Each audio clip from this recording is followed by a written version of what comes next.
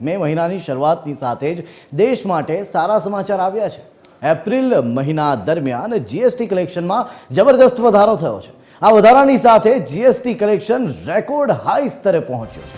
સરકારી આંકડા અનુસાર એપ્રિલમાં goods and service tax collection વાર્ષિક ધોરણે 12.6% વધીને 2.37 લાખ કરોડ રૂપિયાના રેકોર્ડ હાઈ સ્તરે પહોંચ્યું છે। અગાઉ સૌથી વધુ જીએસટી કલેક્શન એપ્રિલ 2024માં થયું હતું, જે 2.10 લાખ કરોડ રૂપિયા હતું। જોકે હવે આ રેકોર્ડ પણ તૂટી ગયો છે।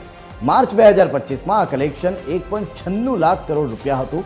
ઘરેલુ વ્યવહારોમાંથી જીએસટીની આવક 10.7% વધીને લગભગ 1.9 લાખ કરોડ થઈ છે, જ્યારે આયાતી માલમાંથી આવક 20.8% વધીને રૂપિયા 46,913 કરોડ થઈ ગઈ છે। ઘરેલુ વ્યવહારોમાંથી જીએસટી આવક 10.7% વધીને લગભગ 1.9 લાખ કરોડ થઈ ગઈ છે, જ્યારે આયાતી માલમાંથી આવક 20.8% વધીને રૂપિયા 46,913 કરોડ જેટલી થઈ ગઈ છે।